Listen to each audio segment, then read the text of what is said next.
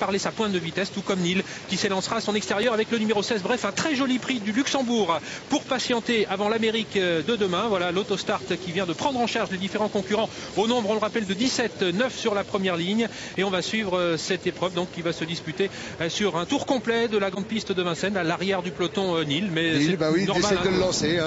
C'est un choix. Il a fait la faute dans les premiers mètres. Voilà, donc il est obligé, vous voyez, de prendre beaucoup de précautions. Il va partir légèrement entré, mais il perdra quand même peut-être moins que l'autre jour. Allez, les concurrents s'élancent comme il fallait s'y attendre. Ismos FP est très bien parti avec Oceanonox. Il y a déjà une très belle bataille entre ces deux concurrents. Le 7 My Winner est au galop et comme il fallait s'y attendre, Ismos FP, le numéro 5 avec Jean-Michel Bazir qui ont pris tout de suite la direction des opérations et qui ont pris 10 mètres d'avance sur les autres où nous retrouvons Oceanonox qui est dans son sillage et puis Obélo d'Arche qui est très bien parti, le cheval de Franck Blandin, puisqu'il se place déjà en 3e position. C'est terminé pour le 7 My Winner qui a été disqualifié. Et alors, vous voyez la difficulté des chevaux qui partent au 2e rang, comme Nil qu'on voit en dernière position. Décollé, donc c'est quand même pas facile.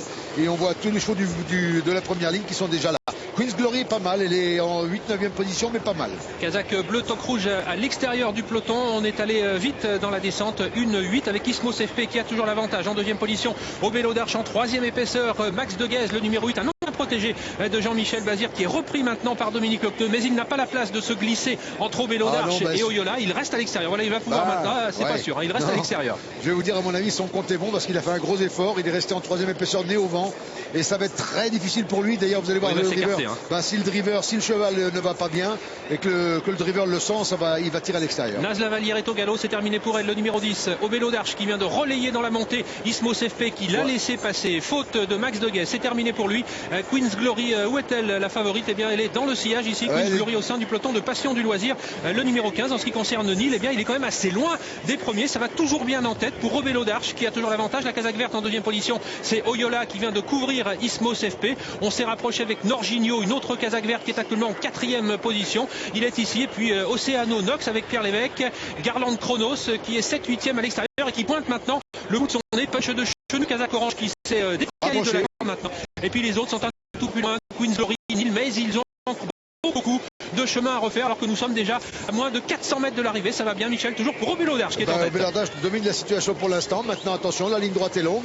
On voit Oceanonox qui a un tout petit peu de gaz en 3e position. On voit Jean-Michel qui essaye de jouer son batou et qui essaye de se rapprocher, mais c'est pas facile. Mais vous voyez que derrière, on a beaucoup de mal à revenir. Le punch de Chenu qui tente de revenir, mais encore assez loin des premiers. La victoire devrait se jouer entre Obélo d'Arche et Ismos FP. Est-ce que ce dernier va avoir les ressources pour inquiéter Obélo d'Arche? Il revient pratiquement à sa hanche, mais Obélo d'Arche est un cheval extrêmement dur. Mais Ismos FP n'a pas abdiqué. Très beau match entre Obélo d'Arche et Ismos FP qui va sans doute avoir le dernier mot. Victoire d'Ismos FP devant Obélo d'Arche. 3e place pour Queen's Glory, remarquable finisseuse. 4e Queen du Mirel, Carios du Mirel pardon, qui a très bien fini, et 5e Oceanonox, le numéro 1. Victoire donc d'Ismos FP, on va dire drivé aux petits oignons par Jean-Michel Bazir, qui a profité de la vélocité de son cheval au départ, qui ensuite a laissé passer Obélo d'Arche et qui dans une position assez incroyable, complètement à l'horizontale, eh bien vient enlever ses dernières illusions aux abords du poteau à Obélo d'Arche. Remarquable ligne droite de Queen's Glory, le numéro 14, qui prend la 3e place. Non moins un bel effort final du numéro 13, Carios du Mirel, qui est 4e, et Oceanonox qui manque encore un petit peu de compétition avec Pierre Lévesque, qui se classe 5e. Il court beaucoup mieux que l'autre jour. Maintenant, il va peut-être falloir encore une course ou deux pour qu'il retrouve la plénitude de ses moyens. Est-ce que c'est annonciateur d'un week-end Soulois-Bazir, puisque Fabrice Soulois est l'entraîneur d'Ismos FP qui était confié à Jean-Michel Bazir. Demain, ils auront une très belle carte à jouer dans l'Amérique avec le 5 ans, le Jeunot, Rolling Derry Press. Si ils sont dans la même forme, eh bien, ça promet. Ismos FP qui avait déjà bien couru derrière Redica justement en début de meeting sur un parcours similaire et qui a pu donc, après avoir profité de l'aspiration d'Obélo d'Arche, venir le dominer aux abords du poteau. Et je vois Obélo d'Arche a un tout petit peu de mal aussi, hein. Il commence à fatiguer et on le voit, donc Ismos fait son effort et vient le rejoindre vraiment aux abords du poteau, mais c'est vraiment une belle lutte qui s'est eue, alors que Queen's Glory, hein, on peut dire qu'avec un meilleur numéro elle aurait été très dangereuse, parce que regardez-la finir, elle finit vraiment à, comme on dit, à 100 à l'heure. On avait évoqué l'Amérique pour cette Queen's Glory. Pour ce faire, il lui fallait remporter le prix Ténor de Beaune. Elle n'avait pu prendre qu'une place. Elle s'est aujourd'hui sur ce prix du Luxembourg. Et la réaction de Jean-Michel Bazir, Ismos FP. Jean-Michel, bonjour, félicitations. Bonjour à tous, merci. C'est un cheval qui a beaucoup de vélocité. Vous avez su en profiter au départ. Voilà, il a fallu que je lui demande un peu quand même pour passer Pierre Lévesque et Oceanonox. Ensuite, j'étais bien, hein, j'étais à l'abri du vent, bien collé au dos de notre ami Franck Blandin avec son cheval Obélo d'Arche. Je n'ai pas trop cru à mi-tournant parce que Franck s'en allait bien, moi j'avais un peu de mal à coller. Mais justement, j'ai repris de l'aspiration dans fin de virage, entrée ligne droite. J'ai pris la victoire quand même quand je l'ai décalé. Le cheval a mis un bon coup de rein, il a mis son cœur sur la piste pour les gagner aujourd'hui. C'est vrai qu'il s'est montré extrêmement courageux, une facette de son talent que l'on ne connaissait pas encore. L'autre jour, il courait super bien, hein, au trop monté, il y a de cela 15 jours. Il faisait afficher un super chrono. Aujourd'hui, c'était sa course. Maintenant, il va être dirigé vers un grand prix dans son pays natal, en Italie. Ça sera la loterie à Naples au mois d'avril. Jean-Michel, c'est de bon augure, ça. Fabrice Soulois, Jean-Michel Bazir, demain c'est Rolling des Prix dans l'Amérique. Voilà, si ça se passe mal, on se consolera avec ça toujours. Bon, mais il n'y a pas de raison que ça se passe mal. Non, théoriquement il n'y a pas de raison, mais bon, vous savez, une course reste une course. Et faites attention au passage du poteau, on a l'impression que vous avez failli tomber. Hein. J'ai souvent failli.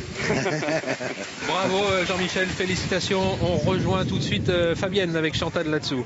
Oui, Chantal qui est ravie hein, parce que c'est elle quand même qui a porté chance à Jean-Michel Bazir, il faut bien le dire. Est-ce que je peux vous dire un secret? Allez-y. Je suis pas sûr que vous pouvez le tenir. Le journaliste, vous racontez tout. Hein, bon. Mais non. Jean-Michel Bazir m'a dit dans l'écurie, je fais cette course pour toi. Et voilà. Voilà, et c'est tout. Tout est dit, je crois qu'il n'y a plus rien à dire sur cette course. C'est grâce à vous.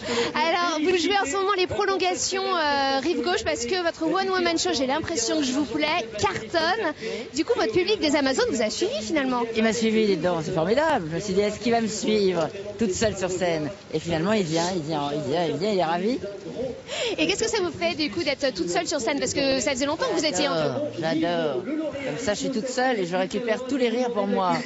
Pas la peine de partager. Voilà, avant vous n'étiez pas sûr que c'était que pour vous, maintenant vous savez. Voilà. Si vous voulez aller voir Chantal là-dessous, c'est donc au théâtre Rive Gauche, c'est à 20h. À 20h, faut arriver à 19h40. Et ben on y sera. Oh, voilà. Jean-Michel Bazir, vous entendez, c'est formidable. C'est formidable. Il faut que j'aille le voir. Allez-y. Merci beaucoup.